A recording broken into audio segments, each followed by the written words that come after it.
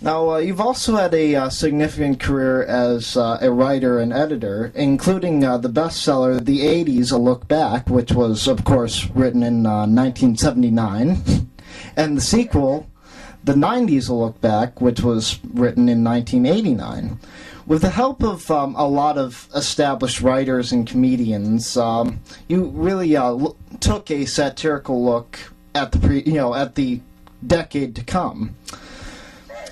What were some of the more out there predictions? Wow.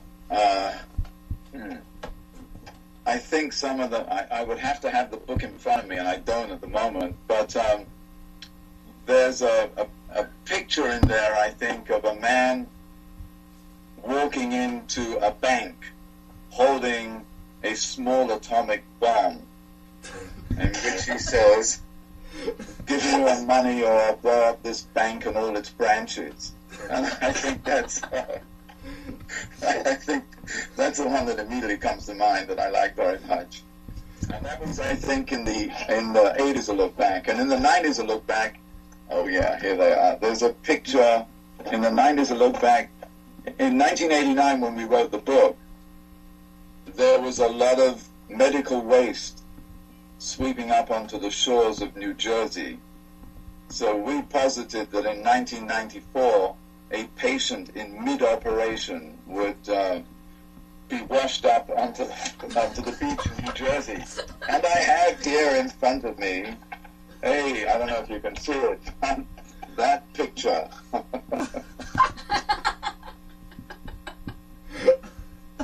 And I think that's a very iconic photograph. So, but strangely enough, quite a few of the things that we satirized, actually, if they didn't come true per se, they came very close to coming true. So I think satire is as good a way of predicting the future as any other method, whether it's tarot cards or futurists or whatever it might be. Now, this sort of begs the question, were you tempted to do a book about this decade, and would it be any more absurd than in the real world? I beg your pardon again, you cracked out when I didn't... Oh, I'm sorry, yeah, I heard it too on my side. Were you tempted to do a book about this decade, and would it be any more absurd than the real world now? Well, it would be hard to be more absurd than the real world now. I think, those books were very successful in their own right. They took a lot of work. It was done in a very short period of time, and obviously with a lot of help. And I think after we did the second one, you just get tired of something, or you feel, okay, I've done enough.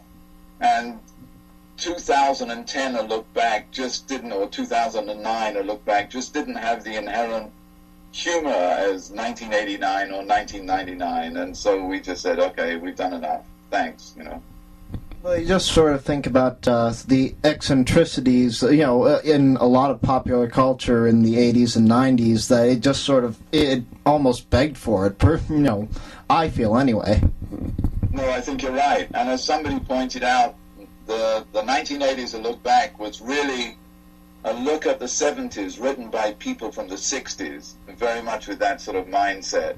And I think that's why it was so successful. And I really think that if somebody was to do that about this decade or the next decade, they should also be of the same age that we were when we wrote it. So in other words, somebody who's 30 years younger than me at the moment, I think they'd have a sharper take on the decade than I would. Yeah.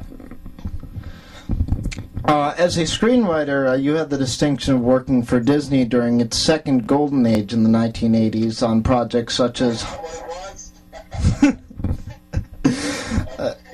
on projects such as Honey, I Blew Up the Kid. In retrospect, would you say that writers had more freedom to be creative during that period than they have now? Or? Well, that project, like so many projects, didn't come about in a particularly organic way. In other words, we weren't hired to write that movie after the success of Honey, I Shrunk the Kid. My friend and I, Gary Goodrow, had written a screenplay called Big Baby, about a baby that gets blown up. And Disney bought the project from us and adapted it to the same characters. Okay, so it wasn't so much a direct... Oh, I'm sorry. So it wasn't so much a direct, we're writing this with the intent of Honey, I Blew Up the Kid. No, not at all. So, it was... And that happens a lot in film.